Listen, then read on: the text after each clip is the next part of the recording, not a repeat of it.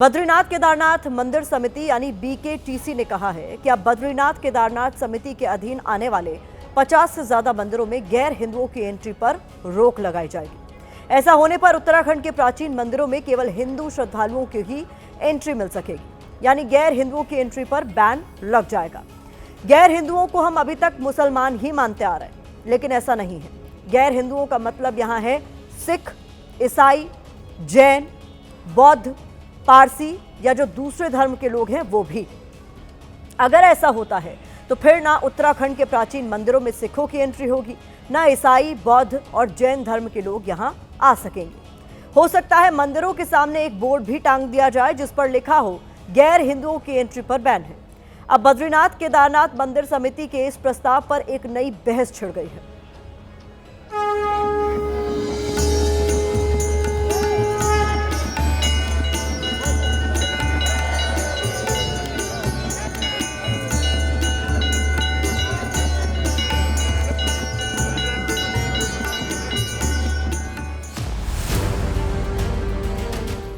उत्तराखंड में 4 धाम के कपाट अप्रैल में खुलेंगे।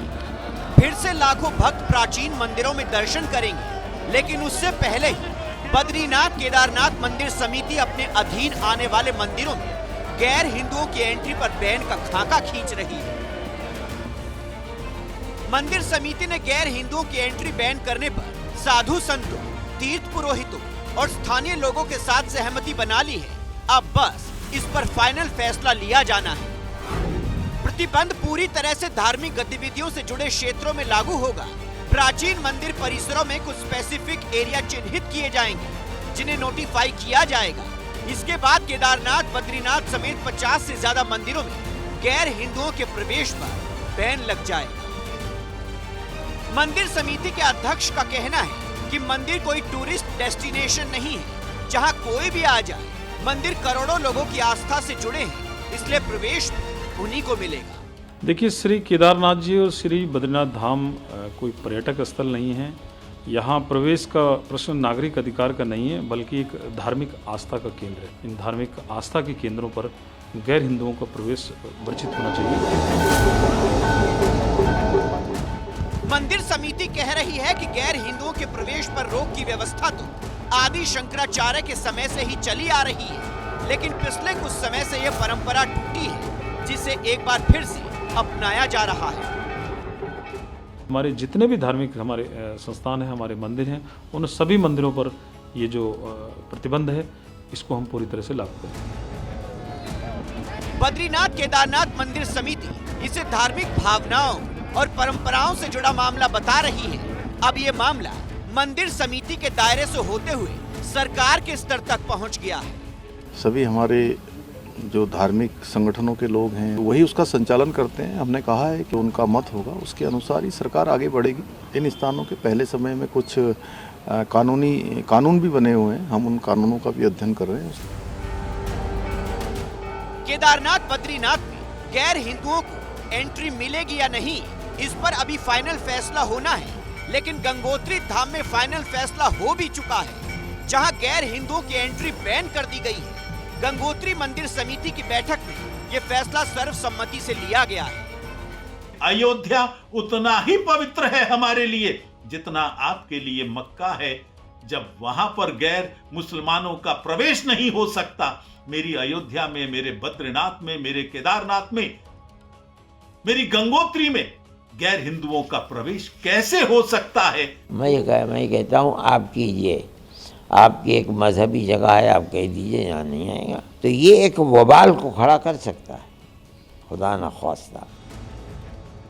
बॉलीवुड अभिनेत्री सारा अली खान समेत कई बॉलीवुड स्टार भी दूसरे धर्म से होते हुए भी केदारनाथ गए थे, क्योंकि उनकी आस्था थी। ऐसे में क्या उनकी एंट्री पर भी बैन लगा दिया जाएगा? कोई इसे आस्था से जोड़ रहा है, कोई इसे सांप्रदायिक सोच बता रहा है। इस पर साधु संत क्या कह रहे हैं, ये भी सुनिए। तो व्यावहारिक रूप से मंदिर के गर्भगृह में या मंदिर की पूजा पद्धति में किसी दूसरे धर्म के व्यक्ति का प्रवेश वास्तविकता में निषेध होना चाहिए। धार्मिक दृष्टिकोण पे हम से देखा जाए तो हमारे भी आस्था के केंद्र में, हमारे तीर्थ स्थल इत्यादि जगहों पे भी इनका बैन ही सुनिश्चित है। अगर उत्तराखंड के मंदिरों में गैर हिंदुओं की एंट्री बैन होती है तो कल को दूसरे धर्म के लोग भी इसी तरह का फैसला ले सकते हैं। सिख धर्म से जुड़े लोग भी कहेंगे कि गुरुद्वारों में दूसरे धर्म के लोगों की एंट्री बैन की जाए। मुसलमान भी कहेंगे कि मस्जिदों दरगाहों में सिर्फ मुसलमान ही आएंगे। जैन धर्म के लोग भी अपने मंदिरों में दूसरे धर्म के लोगों की एंट्री बैन कर देंगे। वहीं बौद्ध मठों में भी इसी तरह से फैसला लिया जाने लगेगा। सोचिए यह हमारे देश और हमारे समाज के लिए कितना खतरनाक होगा। वैसे उत्तराखंड में ये सांप्रदायिक वायरस पहली बार नहीं फैला है। 18 जनवरी को ही हरिद्वार में हर की पैड़ी पर एक पोस्टर लगाया गया था जिसमें लिखा था अहिंदुओं का प्रवेश निषेध, यानी गैर हिंदुओं की एंट्री बैन। गैर हिंदुओं में तो सिख भी आते हैं।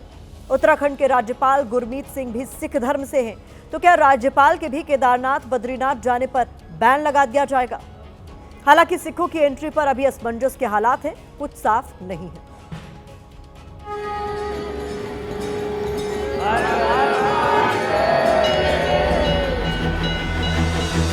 वो जो है वो पूजा के स्थल है, पर्यटन के स्थल नहीं है। तो वो वहाँ पर पर्यटन के लिए जाना चाहते हैं या पूजा करने के लिए जाना चाहते हैं? और ये तो नफरत का एजेंडा चला रहे हैं। इन्होंने तो हर चीज के ऊपर नफरत फैलानी है कि आप एक कम्युनल माहौल बना दें कि साहब यहाँ पे मुसलमान नहीं आएंगे, सिख नहीं आएंगे, जैन नहीं आएंगे। हिंदुस्तान का संविधान तो ये नहीं कहता। कोई भी धार्मिक स्थल पे उस वहाँ की कमेटी का बहुत बड़ा असर होता है। जिसको चाहे वो वहाँ जा सकता है, नहीं जा सकता है, ये उनके क्षेत्राधिकार की बात। जो लोग उत्तराखंड के मंदिरों में गैर हिंदुओं की एंट्री पर प्रतिबंध लगाने का सपना देख रहे हैं, आज उन्हें हम भी कुछ दिखाना चाहते हैं। ओमान की सुल्तान काबूस ग्रैंड मस्जिद को लाखों लोग देखने जाते हैं। इस मस्जिद में हर धर्म के लोग जा सकते हैं, कोई रोक टोक यहाँ नहीं है। मिस्र की मोहम्मद अली मस्जिद के दरवाजे भी साल के 365 दिन हर धर्म के लोगों के लिए खुले रहते हैं। वेटिकन सिटी आप जानते होंगे कैथोलिक ईसाई धर्म का केंद्र है, लेकिन यहाँ कभी किसी के आने जाने पर रोक की बात नहीं उठी। हर धर्म के लोग यहाँ जा सकते हैं। विश्व का सबसे बड़ा बौद्ध मठ तवांग मठ है। तवांग मठ अरुणाचल प्रदेश में मौजूद है। सभी धर्मों के लाखों लोग इस मठ को देखने जाते हैं। लेकिन हमारे यहाँ कभी कुंभ में, कभी हरिद्वार में और अब उत्तराखंड के मंदिरों में गैर हिंदुओं के प्रवेश पर बैन की बात की जा रही है।